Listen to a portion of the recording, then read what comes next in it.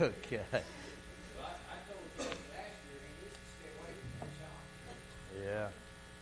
Can be hazardous to one's health, I'm telling you.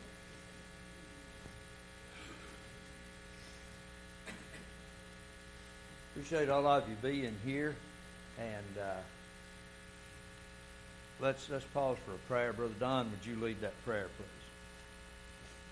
Almighty Heavenly Father, we so very thankful for some of this morning, for the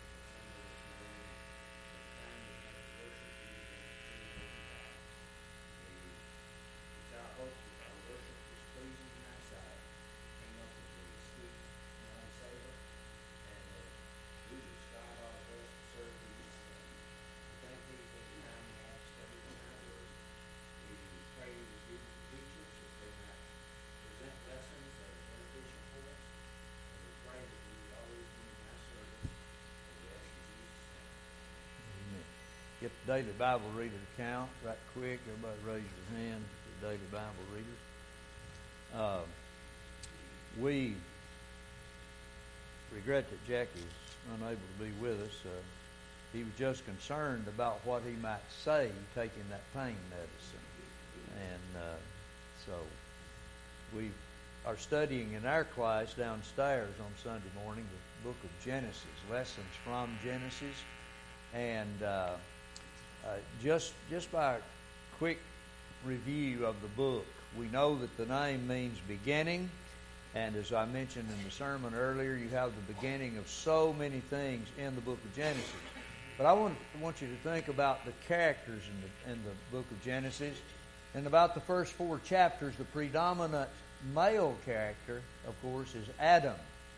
And then the next few chapters, the predominant male character is Noah. And then you shift to Abraham.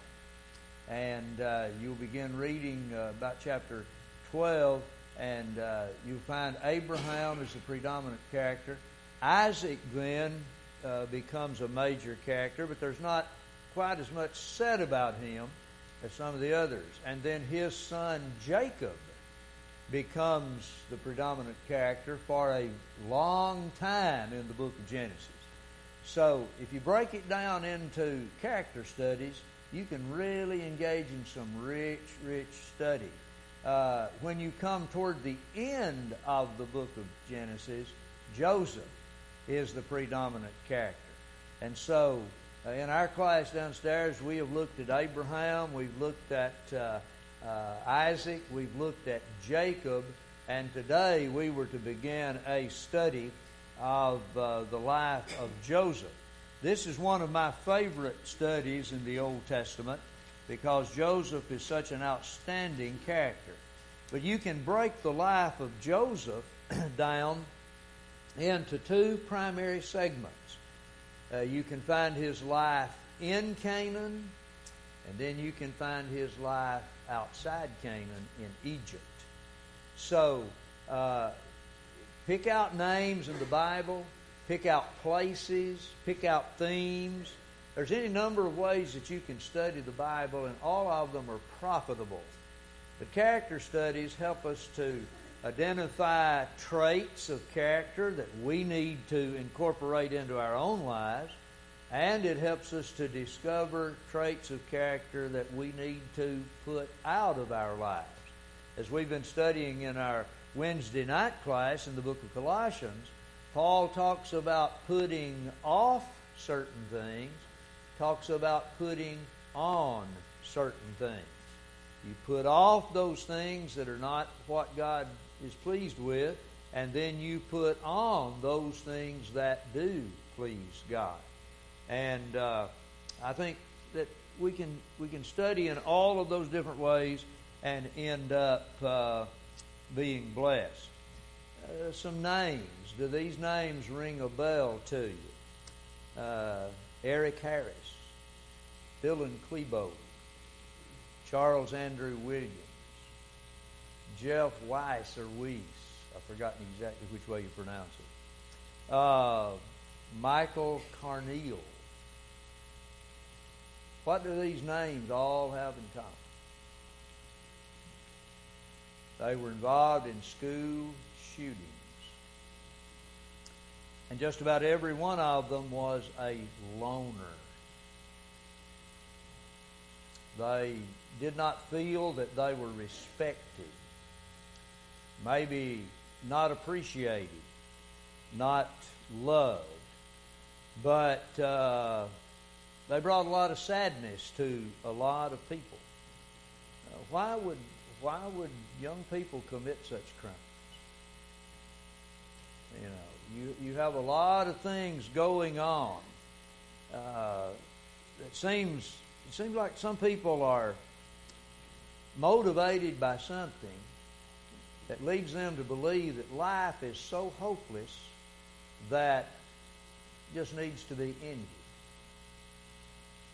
And that shows you how people can react to situations and leads them to do things that are very tragic. The story of Joseph shows us that you can be in situations that are really bad and still be faithful to God. Still be a good person. And that's one of the reasons that I really enjoy studying this young man's life. How old was Joseph when he was sold by his brothers? About how old? Anybody remember? How old? Come on. Take a guess as I tell these kids up here in class. They come up with all kinds of things. There'd be some of them saying, 92? He was about 17. About 17. The reason I mentioned that is that's about the ages or the age of some of these young people that were involved. And now, I'm not going to go into sociology and all that stuff, but what does it tell us about the times in which we live? There must be something that has happened in the last few decades that has created an environment that will lead to something like that happening. I grew up in a time when there was a loaded gun in just about every house in our community. It wasn't because anybody was afraid of intruders, because we left the doors open all the time. They were unlocked. But the chicken hawk that would steal your chickens that you had to have to eat, and the foxes that would come out of the woods and grab an old hen or whatever, the night owls that would come and get on the roost with the chickens and keep pushing them off till they fell off, and then he'd get them and take off with them. We had to have some protection. And we had gun control in our house. His name was Daddy. He said, you bother that gun and, you're going to get what's off. We knew you didn't play with it. You didn't fool with it. It was there for a purpose. Now, he later began to unload the gun when the grandkids started to come around and so on. But that gun was loaded and hung in that gun rack or on those nails for years and years and years. Never thought about taking it to school with us because we walked and didn't have a car, to ride it. But I knew boys that would bring their deer rifles or whatever to school because they'd go deer hunting before school, and then they'd put them in the car and be in the parking lot. We never had school shooting. There's been something that has happened. I may not be able to know all the whys of it, but, just common sense tells you there's some things that have changed. Gotten out of control. But let's look at Joseph and think about the fact that he had to cope with rejection. That's what we hear about today. People just cannot cope with rejection. Well, Joseph did. He was rejected by his brothers. They did not like him. And I saw bits and pieces of a movie not long ago that may have been on one of the Hallmark channels, that told, they do have Walmart channels, don't they? But they depicted, I think quite well, those brothers. I mean, they were very, very angry with Joseph. And they plotted and planned and performed some acts against him that were very, very bad. Now, we need to understand as Christians that to be godly is to be different. You don't have to be, different in a bad sense. And I've always pointed out for many, many years, a Christian doesn't have to wear a placard on his back to let everybody know he's a Christian. He doesn't need to go around, doesn't have to go around carrying a sign. Hey, I'm a Christian. I'm not for that. I'm not into that type of thing. But Christians are to be different. Have you ever walked across the parking lot and had a little old lady to say, would you help me load this stuff in the car? Or would you push my cart back to the place for me? Have you ever had anybody do that? Most of the time the people who do that pick out somebody that they believe they can trust. And there's a lot of people that I wouldn't ask to load anything in my car. Afraid they might take my car. Many years ago, somebody said, "Well, Christians ought to pick up hitchhikers," and just that would be parallel. They said to the Good Samaritan. I said, I don't think that's necessarily the case. They said, "Well," somebody said, "Well, I'm not going to pick up somebody I don't know." And I responded to that by saying, there's some people I know that I wouldn't pick up. I didn't pick up a young man in Gainesboro many years ago. I knew him. But I knew what he was capable of doing. So I didn't pick him up. But Christians are different. And most of the time people can determine, if you're loud and boisterous and cursing and swearing, do you think most people are going to view you as a Christian? I don't think so. But if you're kind and good and have a friendly disposition and all that, there are people who will say, I believe that's a pretty good person. Be it man or woman. You was talking about how we come to society where we're at. So many people today don't have hope. No. The government mostly to be a hope for them, but that doesn't work. It seems like people have come farther and farther away from God, and fewer people actually study His Word, which I believe has the answer to most of it. And if they would incorporate the Word of God into their heart, they would have hope. That's very true. Very true. Our society has become increasingly godless in that so many they don't want you to mention God. And I'm not saying that's across the board, but in many circles there are, as I read that article that I referenced in the lesson this morning about the meeting in Nashville of those people that were, they were agnostics and atheists and so on, and yet they're wanting to have a, quote, church. Wanting everybody to come together. And so they evidently need some hope too. One of the saddest statements that I've ever read was the statement that Robert Ingersoll's brother made at Ingersoll's funeral. Robert was the more renowned of the Ingersolls. I've forgotten his brother's first name. But they had an agreement that whichever died first, the other one would speak at his funeral. And the younger one thought that, let me see how it was. No, the older one believed, that he would die first, that Robert would have to speak at his funeral. But it turned out the other way around.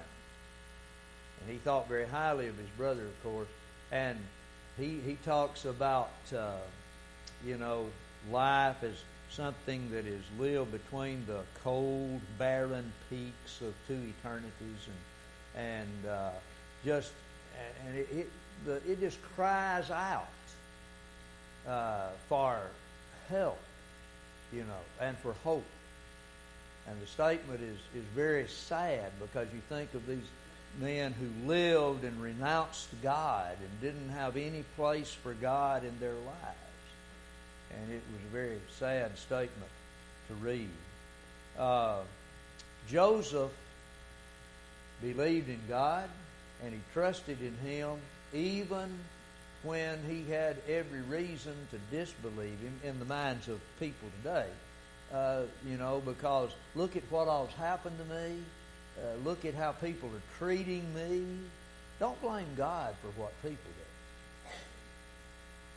We should never blame God for what people do. We're all creatures of free will, and we make our choices, and the consequences come with those choices. You remember Moses, who chose to suffer affliction with the people of God rather than to enjoy the pleasures of sin for a season. So think about Moses choosing to leave that princely lifestyle. There would be people who would say he's crazy. He's crazy for doing that. E.C. Meadows told me one time, I think I heard him say it in a sermon too, but he said he had a great job with DuPont in Nashville, at Old Hickory. And he left that job and began preaching the gospel. And he said there were people who told him that he was crazy. But look at how E.C.'s life has been blessed. Man, he has been blessed. He is still in relatively good health. And I tell him every time I see him, you don't look any different than you did 30 years ago. He's got him a toupee, and he just looks the same. Over and over and over. He just stays the same. He's such a good man, gentleman, godly man. And yet there were people who said, you're foolish. Well, don't you think somebody would have said that about Moses? Why would you choose to be among the slaves instead of among the hierarchy? You've gone from being a prince to a peasant. You're crazy, man. That's what they would have said. To make a choice like that. But that's what he did. If you read carefully what is said about Joshua and Caleb, in Numbers 14, it may very well have been that their lives were in jeopardy because they did not agree with the majority. 10 of those 12 spies said, we're like grasshoppers. We cannot take that land. Joshua and Caleb said, yes, we can. With the help of God, we can. They went against the odds. They disagreed with the majority. And they were the only two of those 12 that entered the promised land. They were the only two that did. The others died in the wilderness with all those other unbelievers. But Joshua and Caleb were in the minority. Elijah felt like he was isolated too, didn't he? I'm sure Joshua and Caleb dealt with that, struggled with that. Man, it's not easy to be rejected. And yet their faith in God saw them through it. It's been a while since you read the book of Jeremiah. Go back and read it and look at how that man was treated. Do you not think he felt rejected? That he felt all alone? These are all examples in the Old Testament of people who went through rejection and isolation. And yet they remained firm in their convictions and their beliefs in God. Now, Elijah wavered. Maybe there was a time when Joshua and Caleb wavered, but boy, we don't read anything about it. I mean, Joshua said he's renowned for that statement, choose you this day whom you will serve, but as for me and my house, we'll serve the Lord. And Caleb is remembered for that statement that he made when he said, give me that mountain. I'll take it. And he did. He was an old man when he did, but he took that mountain. Been given to him as a possession, and he was not about to leave it behind. And then Jeremiah went through so much. His message was rejected and even held in contempt. And when you read the words of Jeremiah, you can see much like some of Elijah's words, I alone am left. And Jeremiah just couldn't understand why the people were so indifferent and how they could bear to see Jerusalem just destroyed. Oh, yes. Cast into a dungeon. And, he went through a lot of things. The greatest example, of course, is that of Jesus. When you look at his life and how he was treated, I didn't have time to develop this when we were talking about some of the things from in reference to that in the book of John.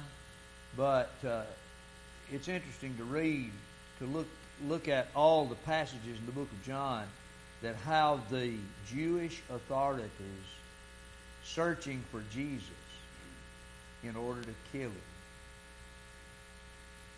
When I preached the sermon the other day about searching for Jesus, I alluded to the book of John and just briefly dealt with it really at the first and at the last.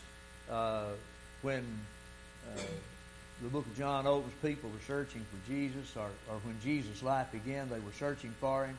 When it ended, even after his resurrection, people were still seeking the Lord. They were searching for the Lord. Now, in between that time, the primary search that was going on was by the Jewish authorities, and the intent was, we're going to kill him. The last 3 years of Jesus' life, that was what was going on. His life began with Herod trying to kill him. And it was eventually brought to about by the Jewish authorities. But they had been seeking him to get rid of him for on and on and on.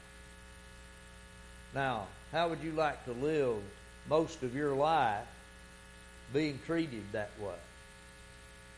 And when we begin to become weary and maybe have some doubt and so on, we need to just go back and study the life of Christ. Just a good old-fashioned study of the life of Christ.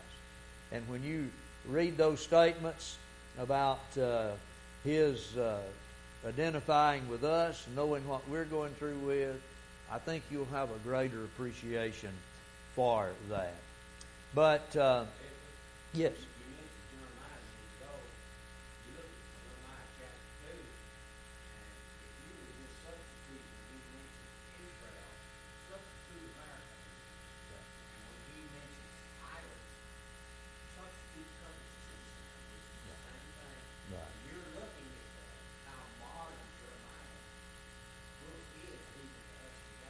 That's right. That's one of the amazing things about the Bible. It's still up to date. A lot of people say that it's so old it can't be practical and can't be applicable.